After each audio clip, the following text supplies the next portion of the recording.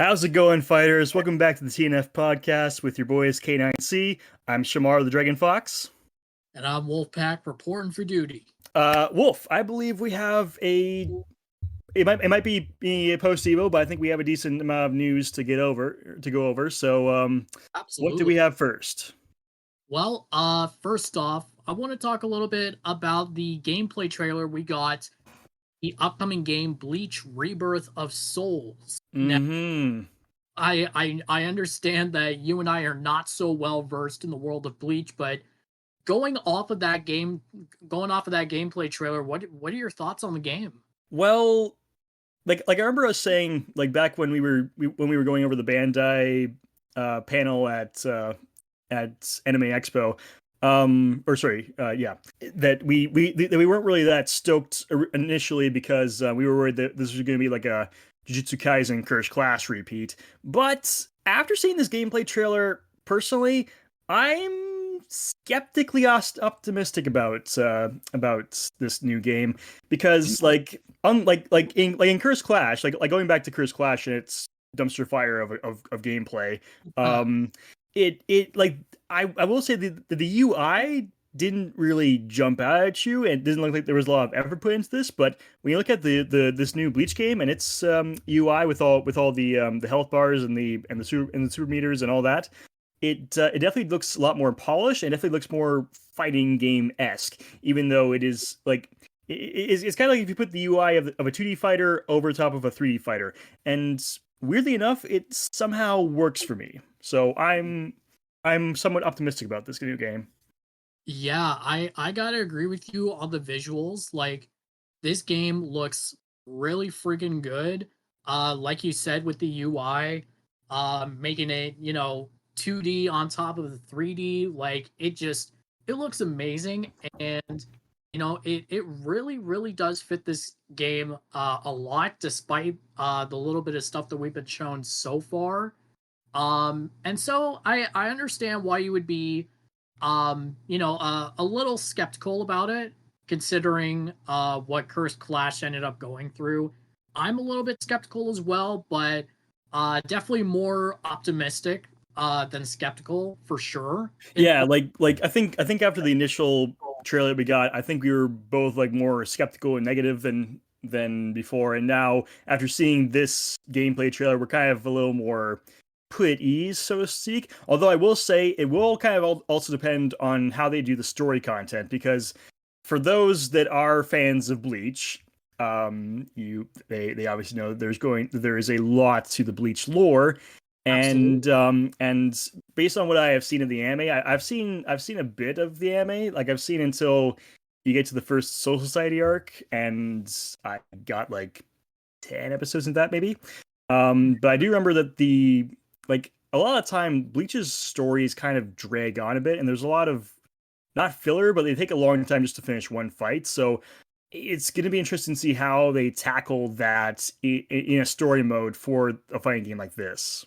Definitely. And there's a lot of extra emphasis being put on the story because the game is supposed to be following the original continuity of the story. So there's a lot of pressure being put on there to get things as accurate to the source material as possible. To be fair, when the game was first revealed, we only ended up getting like what 10 seconds of gameplay in that trailer. If that's like we got snippets. Yeah, so the fact that we now have a full trailer dedicated to showing off the core gameplay, like I definitely have my hopes up for this game as well now. I'm not making the same mistake that I did with Curse Clash because we all know how that turned out. Yeah, we got too hype initially, and then we just got let down big time. And that's another thing that I really hope that Bleach does not repeat with as far as what Curse Clash did. I do not appreciate how Curse Clash basically just did their cutscenes as basically the equivalent of a slideshow with anime snapshots. There you go. And to top it all off, I believe it was just very recently over the course of the past few days, the Steam version for Curse Clash, at one point, there was literally nobody playing the game. There was a I count of 0. a few days ago for the Steam version of Curse Clash. So that right there should be enough evidence on its own. Yeah, it's definitely very telling. So I'm hoping that Bandai will do Bleach justice. Like, I mean, Curse Clash you can kind of make some mistakes with because it's a relatively newer anime that's still popular, but still like just kind of young in the sense. But Bleach has been around for like a couple decades now, Yeah, so like you can't mess this up on this kind of return to the series. So all I can say is I hope that they actually do maybe like 3D models and like kind of do the cutscenes in the style of how you would see the fights. yeah, I feel like that would be a really great idea, honestly. I mean, like that's the only way I can see this really working because, like, I mean, the 3D style that they're going for with the animations, it is very indicative of like it is very close to like the style that you would see for the 2D anime. Yeah. So I feel like they could just use those to succinctly tell the story of Bleach through actual well-made cutscenes. Exactly. So Now the one thing I am kind of skeptical about though is the fact that the trailer that we saw for the gameplay only gives us a basically a blank arena, like a whole like wasteland. So yeah, I'm I'm hopeful that they'll actually like give us like some variety in the arenas. Like I know that this is not going to be like a huge battlefield that we can just run around in like Fortnite or yeah, something, at the same time, like even if we just get something akin to like how the different environments in Tekken kind of work, like I feel like we at least need that to keep this game interesting. Otherwise, like, what's the point of having different stages in a 3D fighter? for sure. And with there being so much on the line, just like you said, Bandai needs to make sure that they hit this as a home run because with all the flops and mistakes we saw with Curse Clash, that is a prime example of why fans of that franchise want the next game to be a traditional fighting game.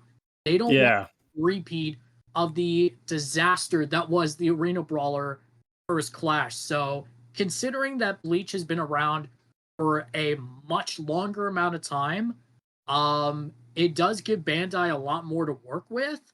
So, hopefully it'll be all hands on deck for this game. And even if it doesn't come up like with the same quality as, say, Tekken, I still think that if they do enough to avoid making the previous mistakes that they made, I think this game is going to do very, very well. Yeah, and they kind of have to have this game doing really, really, really well, considering that this year we have not only the next Dragon Ball Tenkaichi game, but we also have that new Gundam Breakers 4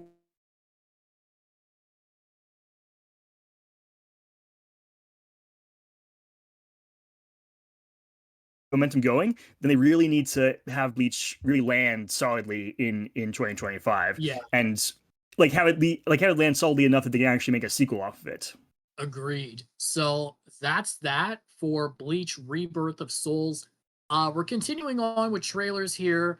SNK versus Capcom SVC Chaos recently dropped a video showcasing a trailer, sorry, showcasing gameplay between Ryu and Kyo Kusanagi. Now, we already have an idea of the way the game plays, the way it handles, but the fact that they came up with a trailer to specifically shine a light on the faces of Street Fighter and KOF, like, holy smokes, man. Yeah, but I will say I will kind of contradict you there, Wolf. I don't think we can really tell how good the game handles until we actually get in our hands and actually play it. Because like from what I've researched on the game so far, the original game was not gonna lie, it was a bit jank like a tiny bit unpolished, which I mean is kind of par for the course for that era. But it Yeah, was also like pretty unbalanced. So I'm just kind of curious whether they're going to keep that jank in there just for nostalgia purposes, or whether they're actually going to kind of revamp the gameplay a little bit and make it a little more not fair, but just smoother. Well, it's a good thing that you brought up that contradiction because I believe just the other day, Justin Wong actually did a thorough walkthrough of the way the game handles, and it's still a bit janky, but it's like janky in a positive way. So Okay, they so it's good, it's a good kind of jank where it's like there are broken stuff, but it's fun to use essentially. exactly. That it's the fun kind of jank. And he also made note of the fact that there were several glitches and infinites in the original game that actually got removed from this re-release to kind of make things a little bit easier.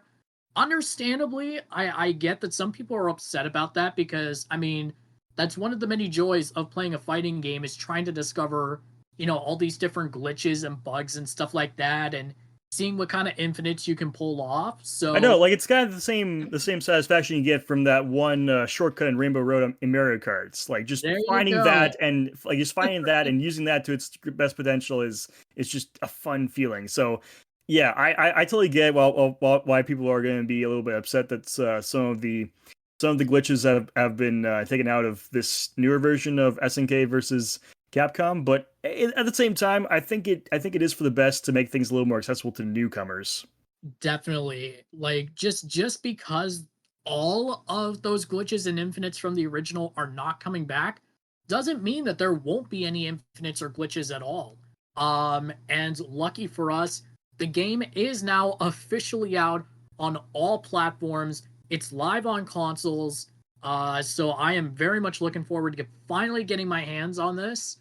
And it's going to be absolutely exciting because as I mentioned before, I have never played a crossover fighting game that is not named Marvel versus Capcom in that sense. So I'm So so very excited. So this is whole new territory. Now, Wolf, I will ask for those of us who like to line our bookshelves with our collections, is there going to be a physical version of this? As a matter of fact, yes, there will indeed be physical copies. Again, for those who may have missed what platforms they're going to be on, they're going to be on PlayStation 4 and Nintendo Switch. So if you are a cover collector like my good friend Shamaro here, you will definitely want to do your best to pick up both physical copies. If indeed you do have both consoles, or even if you don't and you just want to have it to show off, then by all means. But yeah, it's been live on Steam for about a week now. And I believe over the weekend, or I believe it might have been last Friday, the game officially launched on modern consoles. So lots of excitement to be had there.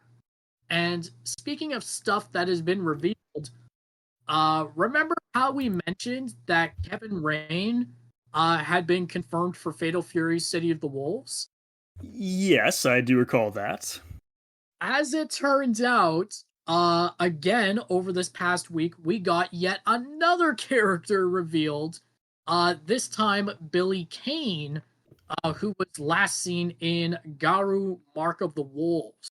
So we have Ooh, okay, another okay. character So who's coming back.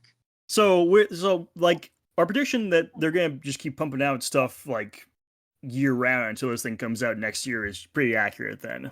So far, yes. And it's crazy. We're already up to 10 confirmed characters for City of the Wolves, which is just absolutely insane. Given that this game does not release until later on next year. So, absolutely incredible. The bio that was given for Billy reads as follows.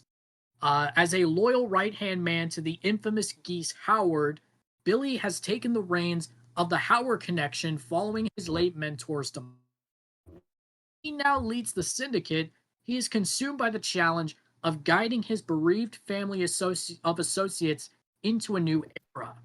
One thing remains certain amidst the darkness and turmoil: Billy harbors a deep grudge against Terry Bogard, the man responsible for his master's death.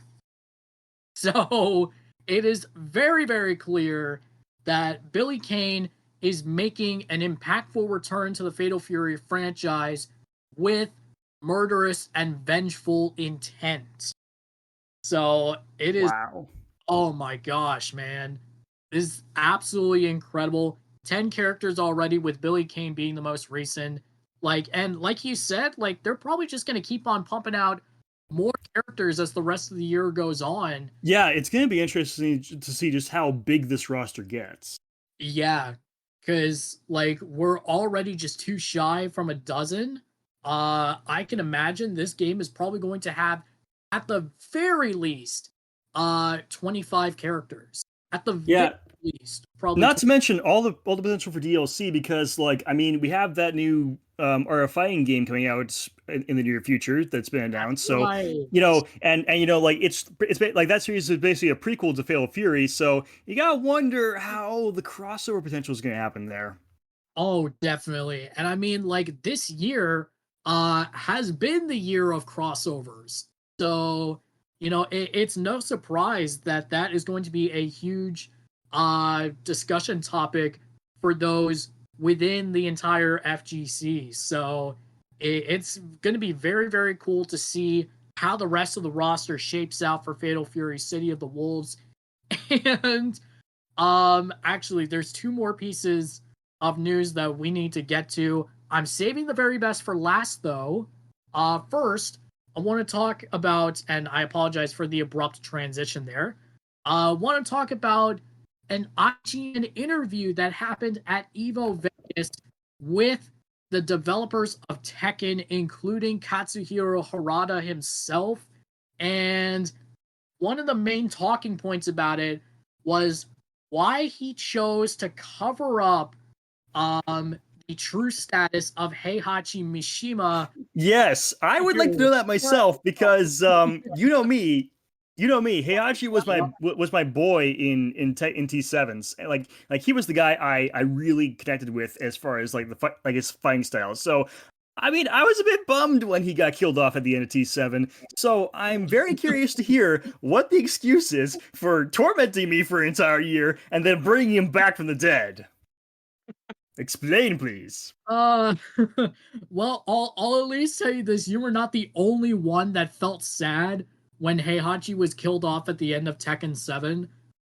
From the interview that was done with IGN, Harada had this to say, and I quote: "I didn't mean to lie or anything about that. It was Tekken 7 really focused on the story arc between Heihachi and his son Kazuya, and so we really wanted to show that kind of final conclusion, and he seemed to die at that point, right?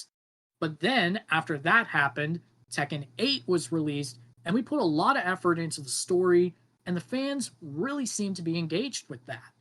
And as that was happening, we were kind of feeling that the players kind of missed him as well. Obviously, we did too. So it was kind of decided later on that we would do that. So it wasn't a lie. And then also, the timing is right since it's the 30th anniversary of the franchise. And so we need all three of the Mishimas. This is the most iconic in the series, right? End quote. So, Okay. Okay. yeah. I can kind of see how that situation kind of evolved there. So I will let this slide this time. This time. Do not get me wrong. I know Heihachi has seemingly died many a time, Over and over again. but at the same time, like they did say that this was going to be like T7 was the last time he would die and that he was like officially dead and gone. So, Yeah. I don't want to see this crap pulled again. Please. Please. Um, well, to add on to that, director Kohei Ikeda also had this to say in addition to what Harada said, and I quote: "So after the fact, we did kind of make the preparations, Reina, kind of that link that she has to Heihachi, and then also the logo. anniversary. If you look closely at it, you can see that it's comprised of devil's wings, two different styles.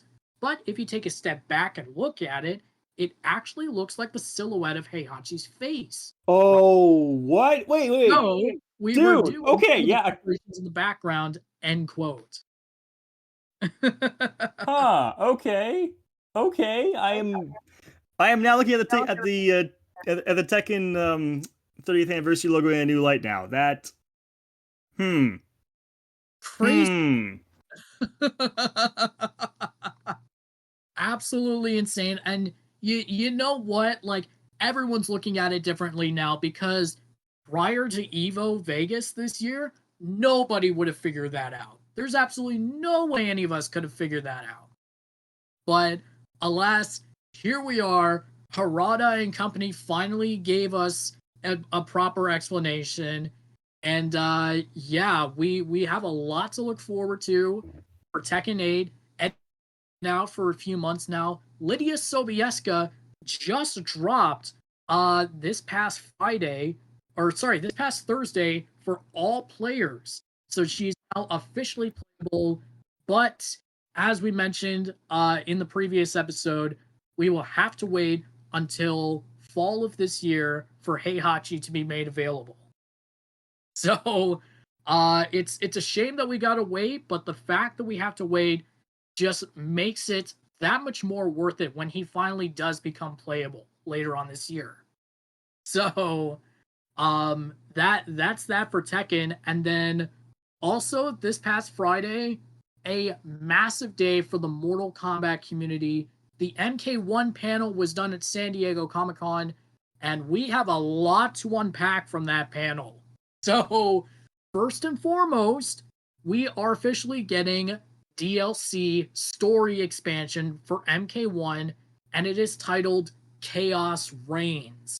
So, from that, it's pretty much confirmed that the main antagonist this time around is going to be the Titan version of Havoc, as we saw in the mid-credit scene after completing the main story.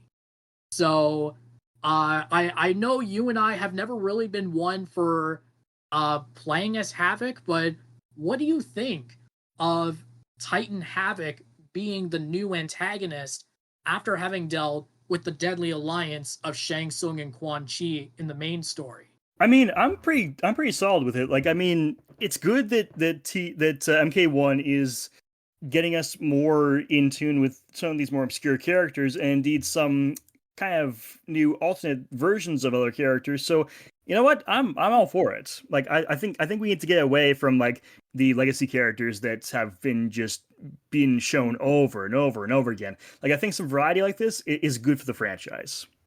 I definitely agree there. And the best part about the story expansion, it's going to be free to download for all players. So Dude, no let's go. yeah, no one's gonna need to pay for it. Uh, but that's not the only thing that got unveiled. No, that's just the surface layer. Let's pull away more layers and take a deeper look. In the exact same video of explaining the story expansion, we also got Combat Pack number 2. The entire lineup was revealed at the same time. We are getting the return of Noob Saibot, a fan favorite character, as we all know. Let's go. So Noob is coming back for his third appearance out of all 4 Mortal Kombat titles produced by NetherRealm Studios. And get this, Cyrax and Sector will now also be playable on the main roster. So, huge win for the community because we were all pretty miffed at the beginning when we discovered that Cyrax and Sector were only going to be cameo fighters, but they're now actually coming to the main roster. And get this, these aren't the Cyrax and Sector that we are used to. No, no, no, no, no, no, no, no. As a matter of fact, these are gender swapped versions of Cyrax and Sector. Interesting that they're going with all these gender swaps. I mean, like we got gender swap chameleons, so that's kind of interesting that we're getting more of those. Which, Yep. you know what, I'm kind of here for.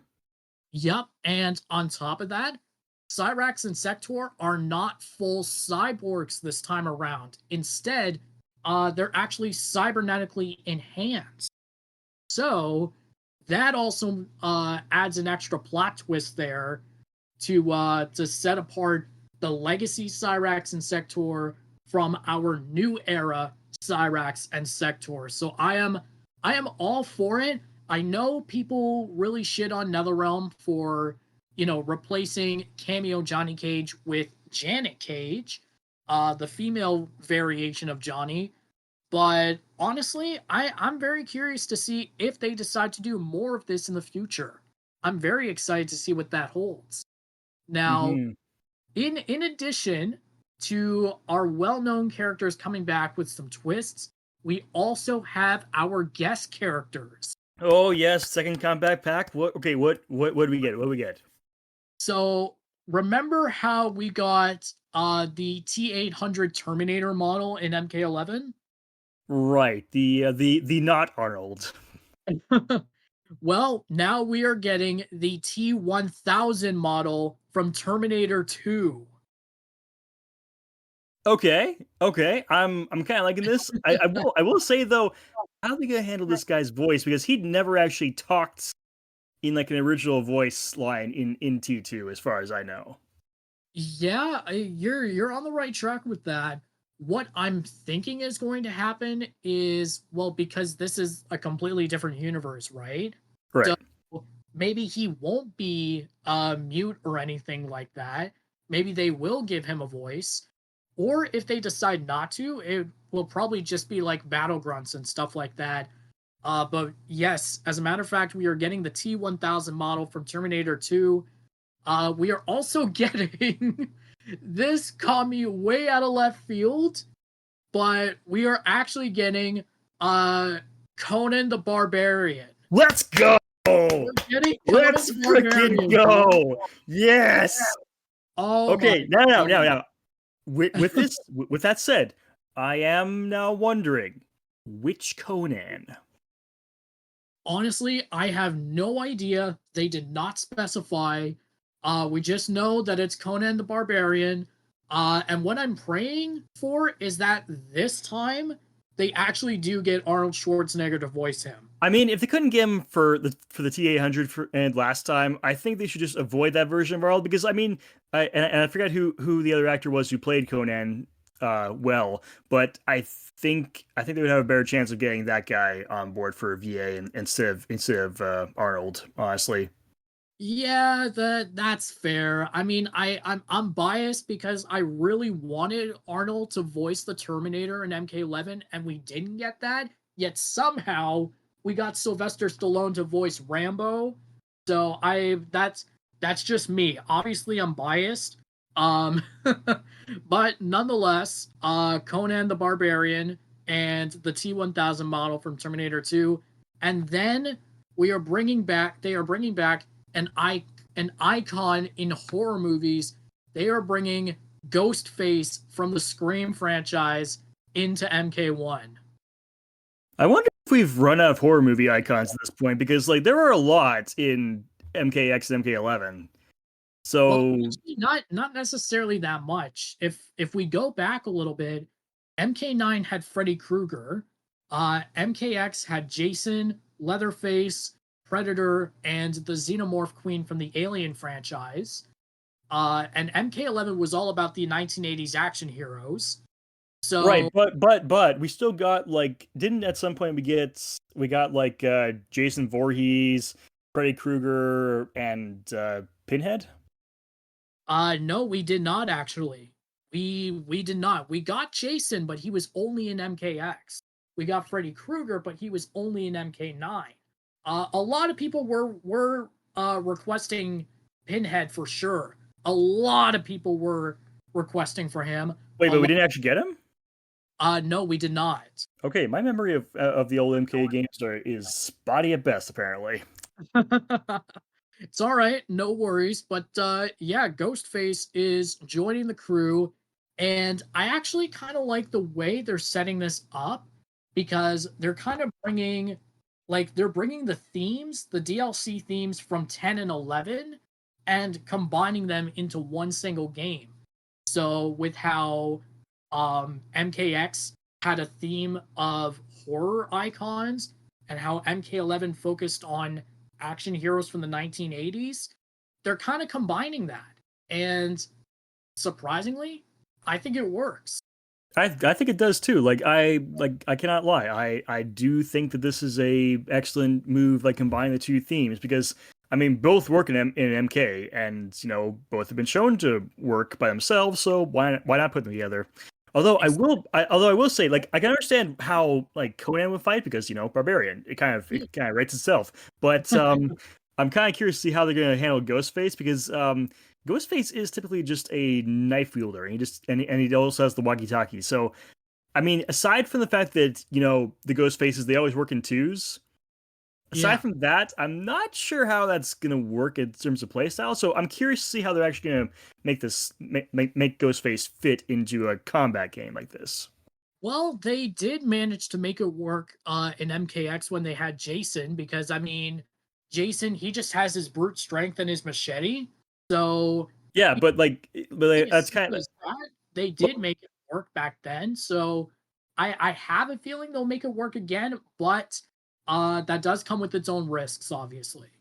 yeah. I mean, like Jason had the advantage of like ungodly strength, but Yeah. Ghostface, all Ghostface really has is the duo aspect and the knife. That's basically it. Like no superhuman abilities, no nothing. So Yeah. so I'm not quite sure how this is gonna work. Especially, and I'm also wondering how they're gonna do like the whole movement for the character, because Ghostface does wear that really floppy robe, which I would Yeah. imagine would not be conducive to good fighting, like especially since I wonder how those guys didn't trip over that robe so many times in the movies.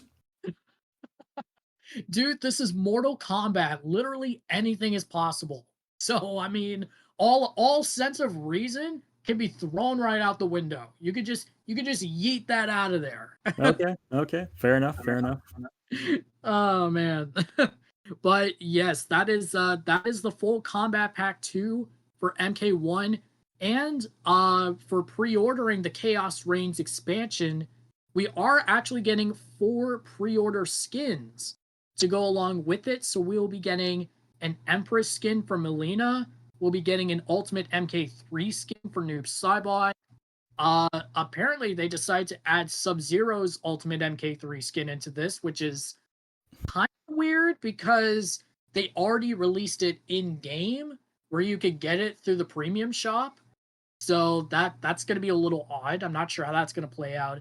And apparently, we're also going to be getting a wedding attire for Scorpion.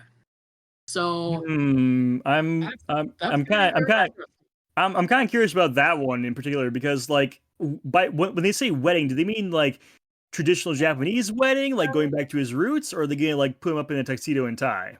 Uh from the screenshots that we've seen, it looks to be a little more traditional looking for Japanese weddings.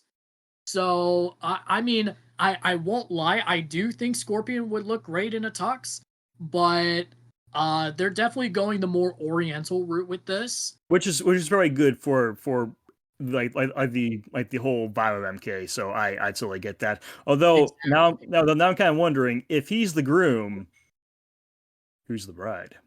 I'm pretty sure we all know who the bride is. That's none other than Harumi Shirai. So Yes, but is she in the game? Is she in the roster though?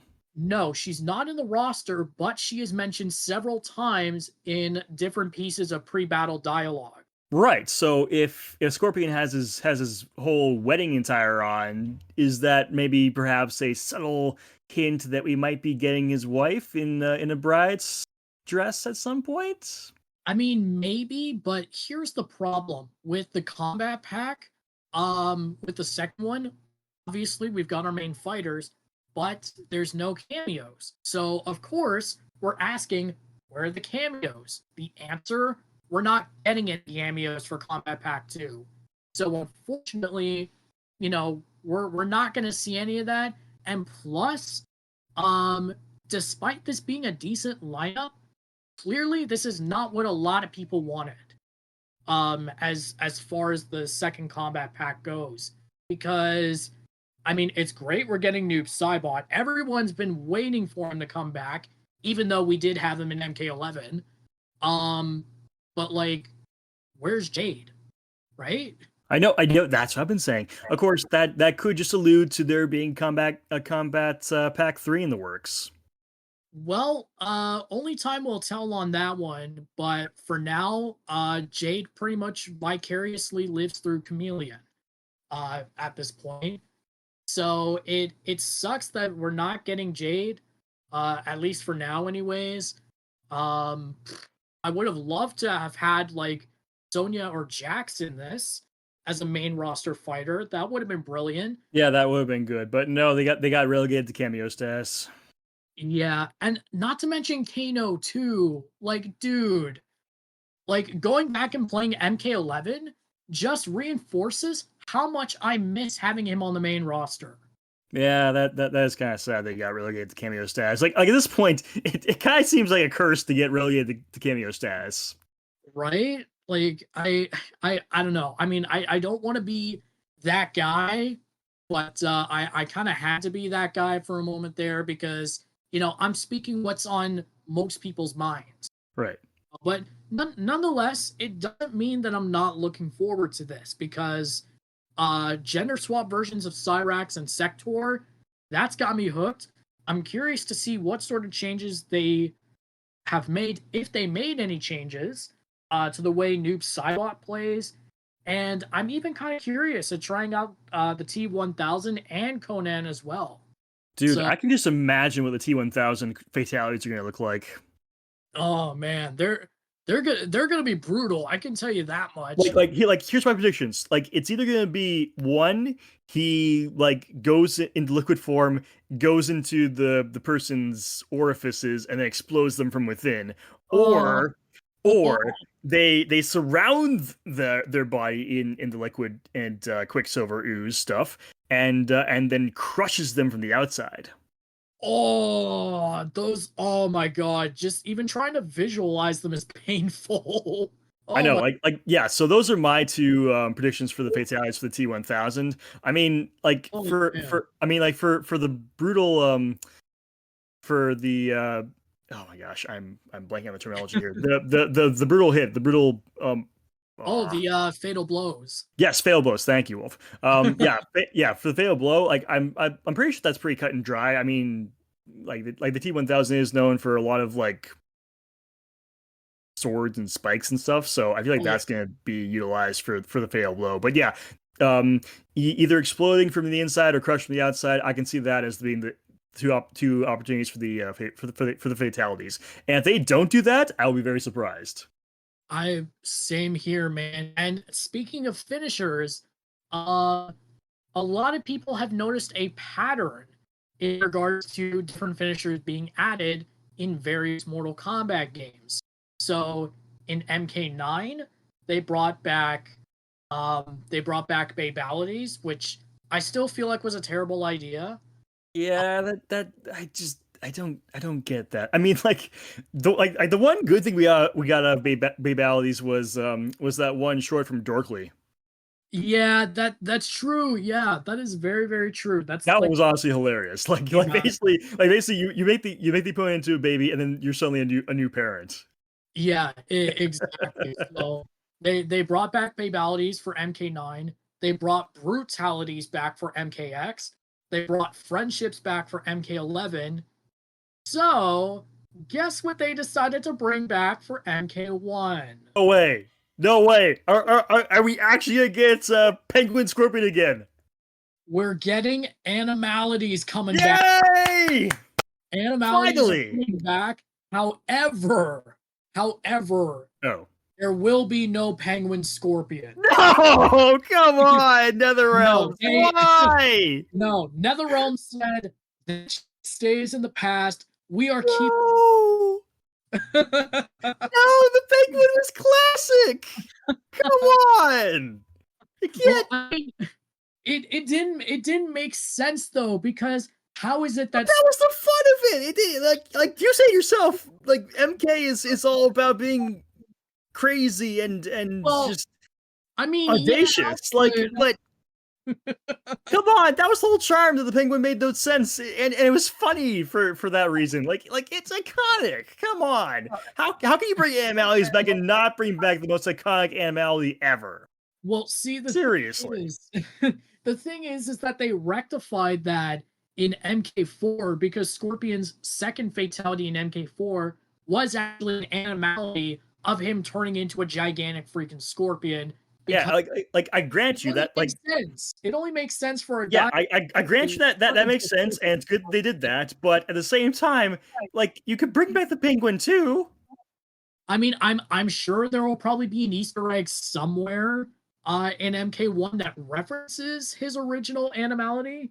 But from what we know, Melina turns into a praying mantis. So that's one. That's just on brand for her, honestly. There's that. Apparently someone turns into a hyena. I have no idea who that is. Hmm. If Um I had to take a guess, I would say Sindel. You know what? That's not a bad selection. Yeah. I could see that. I could definitely see it. I mean, Uh hyenas are known for being loud. She's got the banshee scream. It just kind of makes sense.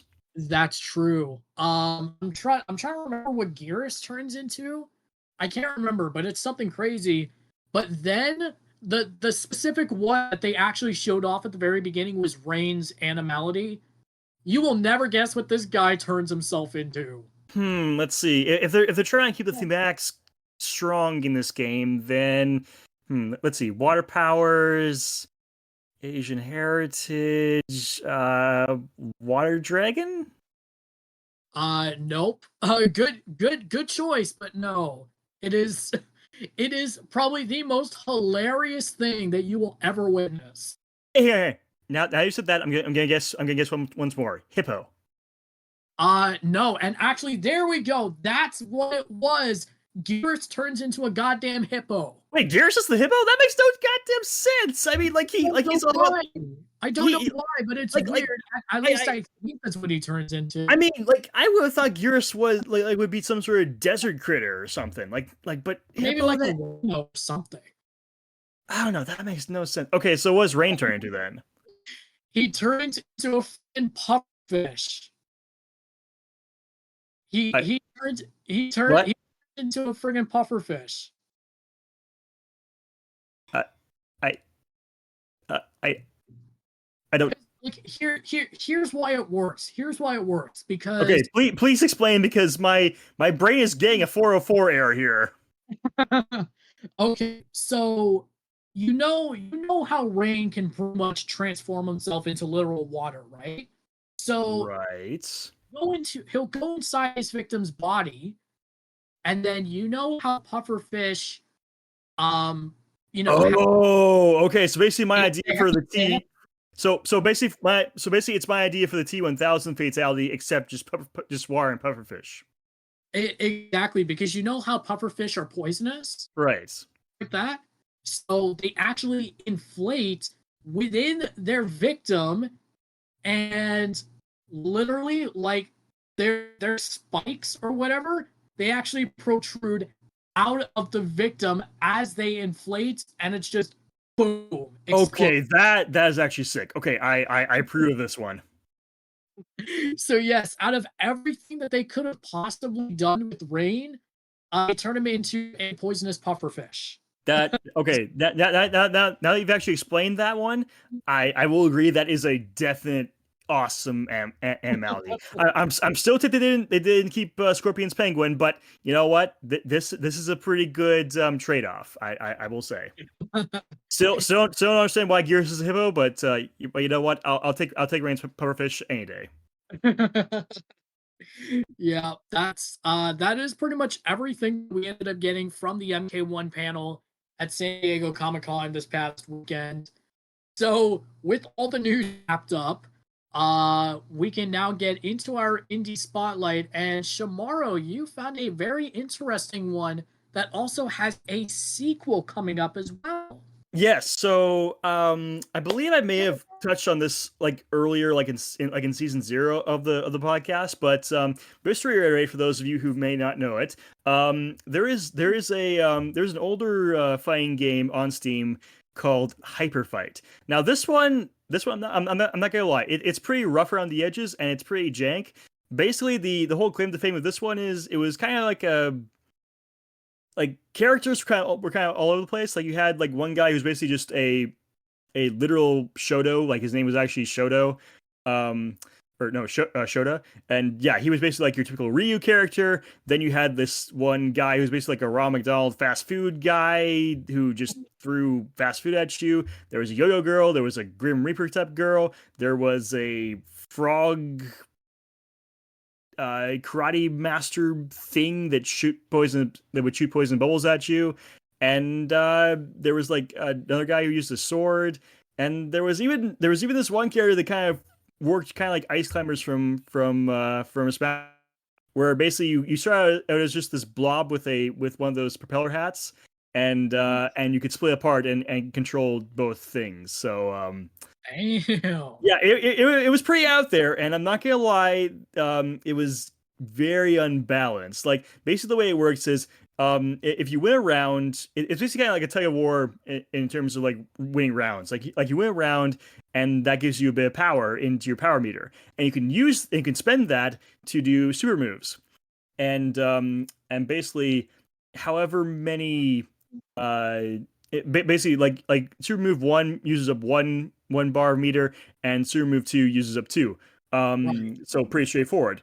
And basically it's kind of like a betting system almost. Like if you use up those like say if you use your second super move and you use up 2 bars and you lose that round, you'll kind of lose both of them. So it's really good risk and reward system, I say. And I mean, like for as rough the game was, it was implemented very well. Although I will say the one thing is that one fast food guy I mentioned, his level 1 super is absolutely broken. Oh, Basically,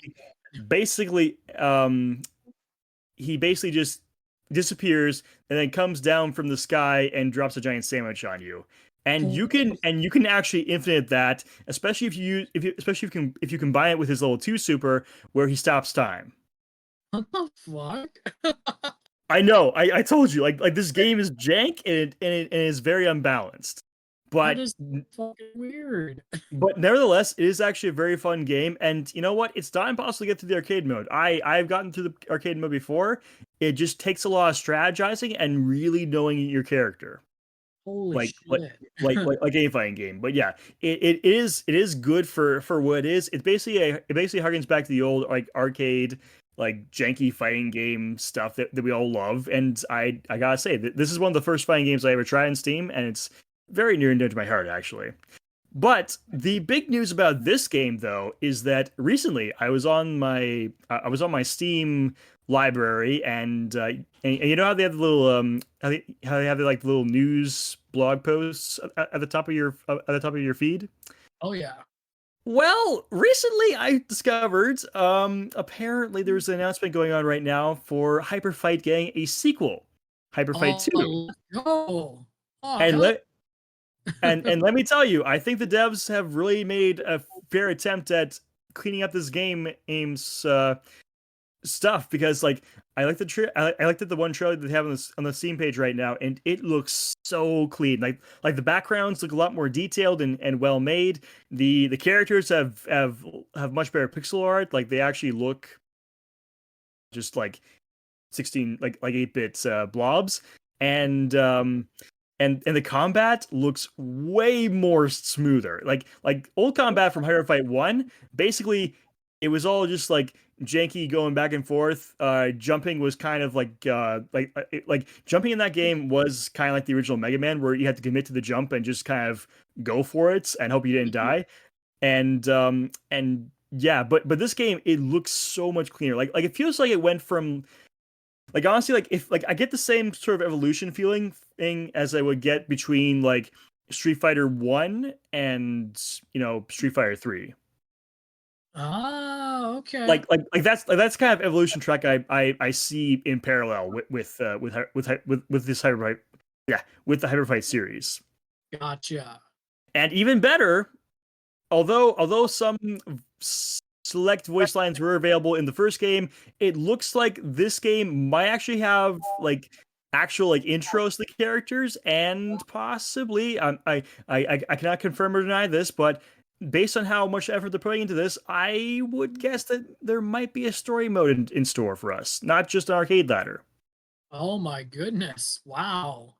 So yeah, there's a lot to look forward to there. If you want to check it out, wishlist on Steam. And for those of us that are Mac users, the first game is on Mac, and the second game is confirmed to be on Mac. So Fuck yeah. rise up, my Apple brethren. We have been vindicated with Hyper Fights 1 and 2.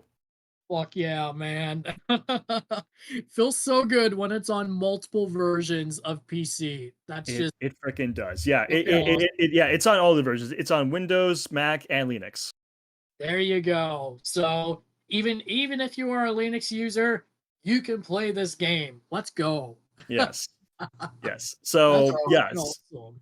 So yeah, like there's not that much to look at as far as Cyberfight 2 right now, but we will keep you updated whenever we get updates. I'll keep an eye out on my Steam blog feed, and I will keep you guys surprised.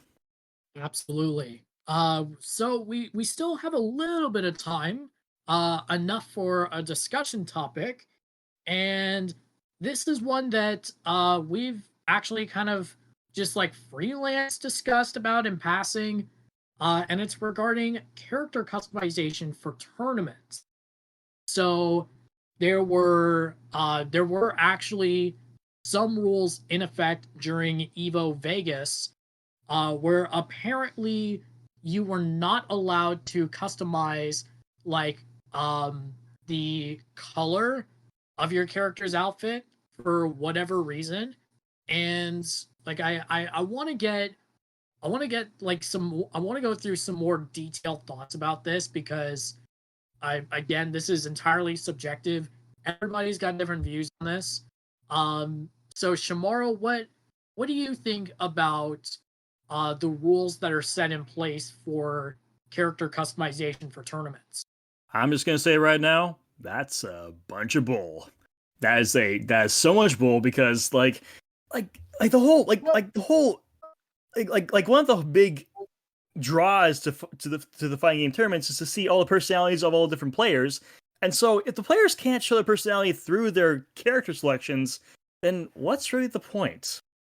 Yeah, And plus, like, why would you negate them being able to like palette swap? Because like it's not like they're trying to like really go in and customize the characters. It's just they're switching their palettes for their default skin. So why would that be an issue? Especially if you have a mirror match where you have to keep track of like who's who. I think they should just encourage the palette swaps, honestly.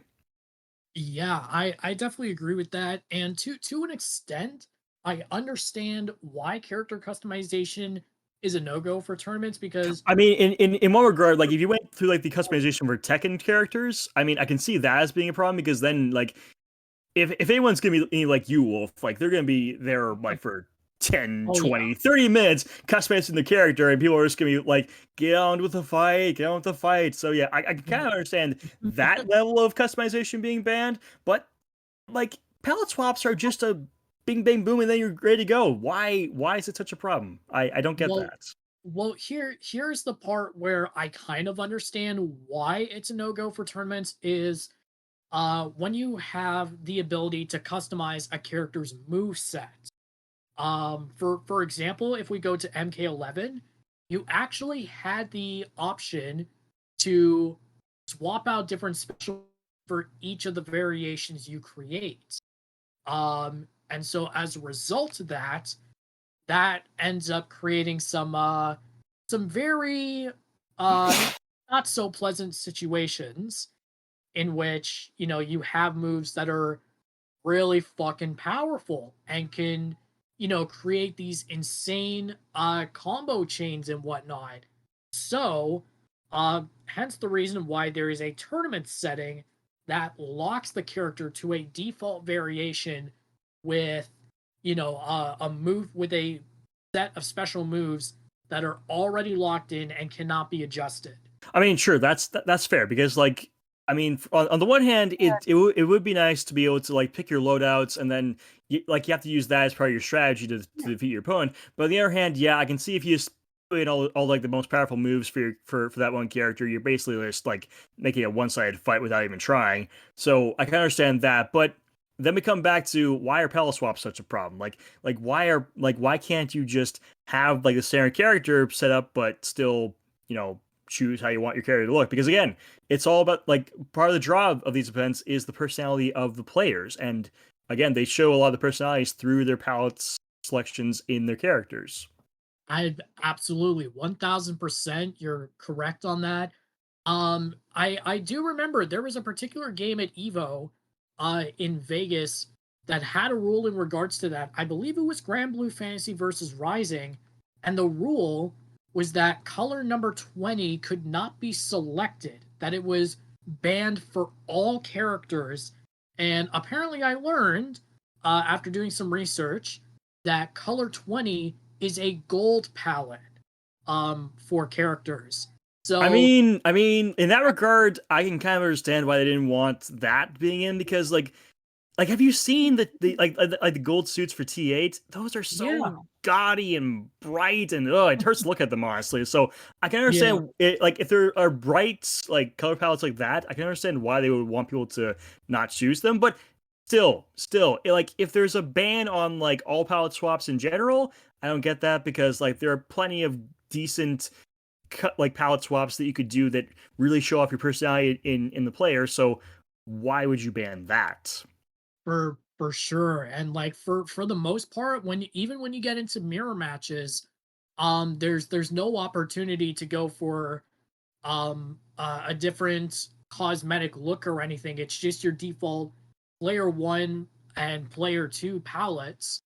And that's pretty much it. An exception I did see, this also happening at Evo in Vegas, was Killer Instinct, where I actually saw there was an Arya player who was using the retro version of Arya.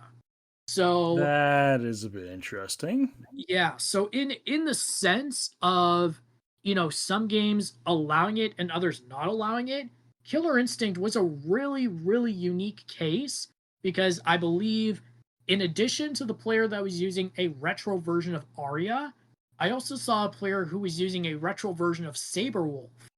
So, Wow. Okay. Okay. yeah, So KI is actually being a bit progressive in terms of like not enforcing this rule as much. And yeah, like the one thing I want to go back to with the mirror matches is that like one of the problems I've seen in past tournaments with mirror matches is if you don't allow the players to choose their palettes, like which ones they want to stick with, if so, there are cases where like you choose a character and the computer just chooses randomly what your palette is, and then you get like the certain palettes for game one, and then you go into game two and you randomize the color palettes again, and suddenly you're they both have different color palettes from what they had previously, and then you gotta figure out who's who again, and exactly. and that just goes on repeat until someone wins the match. So I think the whole like sure, and again, like the gold suits, I can understand that, but for all the other color palettes, I do not get that. Like it seems like it's going to be a hindrance to audience enjoyment if you do not allow players to choose the colors for the characters. Definitely. And I guess a theory that I've come up with here is that, maybe it's not allowed because it appears as like it being too casual, so to speak, that like maybe it takes away from the competitive aura. But again, like it's all about the players being able to show their personalities through the characters. Yeah. So I that just kind of seems contradictory to me. It definitely does. And I mean, I don't think we're ever gonna know the answer as to why, but it like as long as it's in moderation, I feel like it would be fine. Because if we go back to the KI example, with those custom versions, like there weren't any like custom gear pieces or anything like that that were put on them. it was just the default look and default palette. That's it. But at least they were actually able to go ahead and select an alternate costume, or an alternate attire, so to speak, for the character that they were using. So like it's completely fine in moderation, but like yeah, it just feels like an absolute drawback, that players aren't able to express themselves more freely and openly through just making minor cosmetic changes. Yeah, Doesn't especially especially when you, anything like just the palettes, man. yeah, I Just know, especially when you really get into the fact that like in the meta of a lot of games, like you usually see a lot of one character at any given tournament. Like, I mean, look at Street Fighter X, like the Capcom X Cup. We had a lot of Lukes in that. oh yeah, a lot of Luke, a lot of Ken. Those those were A the hell of a lot of jury. oh yes, that's true. Yeah, so like that's the thing. Like you can differentiate, like you can give so much more personality when you have a lot of the same character like that. Like you can have like, oh, this guy's got his red crimson Luke, or you got this other guy who has the blue and intelligent Luke, or stuff like that. I'm not good coming up with that stuff off the top of my head, but that kind of stuff. Yeah, and we've actually seen a little bit of that in previous Street Fighter tournaments where players have actually used different palettes for certain characters, and it's really weird that certain games allow it and certain games don't allow it, especially when they're AAA titles. Like we've seen, like I'm pretty sure you've been able to do uh some palette customizing in KOF 15, I think, for tournaments. SF6, we've seen it a handful of times. But that's about it. Well, And we've seen some customization in Tekken because, like, I remember in the Evo T8 tournament, um, I forget who it was, but a Dreyoff player did switch over to Reina, and he chose like Reina's kimono outfit. So yeah, there was that some customization freedom there too. yeah, but the thing though was that was pre customization. That was already preset. Ah, okay. So it wasn't something that they had gone into the character creation suite and done up on their own. So, like, yeah, it's fine if you, like, apparently, from what I'm seeing, it's fine if you choose, like, a preset outfit, but apparently, somehow, it's not fine to select a different palette for your outfit. Like, it doesn't make much sense. And like, yeah, it's just it's gonna bother me every single day of my life knowing that this is how it is. But you can only do so much to change that. Well, And you know what? Whenever the day comes that we can finally do our own tournaments here in Toronto, like we're definitely gonna make that more more free to customize as you will, because that's the fun of it. yeah, I again though, in moderation, which Yes, in moderation, honestly, and always obviously with completely understandable. yes, and obviously with the Mortal Kombat games, like where you can actually customize like what special moves you're using. Obviously, that shit needs to be unlocked. Yeah. Oh yeah, definitely. And thankfully it was only MK11 that they did that with. You couldn't really do that in any of the previous games or in MK1. Yeah, which I Yeah, think is good. Like to have standardized character moves. So yeah. exactly. So with that, normally we would do our dream rosters, but I think we were all a little too slow on the take there. Nah, not quite. I do have mine. Okay, fair enough. We'll go through yours. Correction, I was too slow on the take. I was unable to come up with one this week. So fire away, Shamaro. What do you got for Well, us? who knows? Maybe mine will inspire you to make one up on the spot. Who knows? But Maybe. anyway, for me, I have been on a bit of a Gundam binge recently. Just today I finished up rewatching the Gundam Build Fighters series, and I've just started the sequel series Gundam Build Fighters Try, which, you know what, it's basically it's essentially one of the easier Gundam series to get into, and it's also like a love letter to like all the other series because it basically just shows off like some of the Gundam that you would see in the other series just as they are as models. So and honestly, like that, like those shows are super hyped to me. Like granted, like the English voice acting is not the best, but for what it is, the battles are sick, and I cannot help but get hyped for the fights when they happen. And with the advent of Gundam Breaker 4 coming out soon, where you can actually just do the same thing as they did in the show, but just like as a video game, I cannot help but think that I would like a dream roster where the Gundams go into like a 2D fighter. Now, granted, we do have a lot of Gundam fighting games where like you're flying around 3D arenas and such, but I'm talking 2D arenas. I am Okay. talking 2D arenas here. And I think it would be kind of the same thing as the Build Fighter series where you have a big crossover between all the different universes from Gundam. Okay. That's friggin' amazing, man. That's awesome.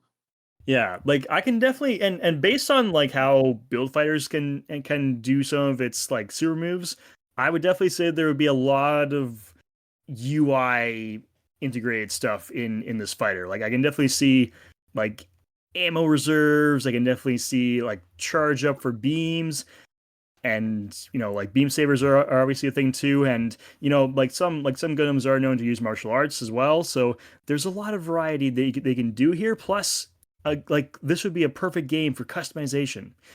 Oh yeah. I could definitely see Like that. the whole point of this game would be customization, to like customize your own Gundam into being just the ultimate fighting force.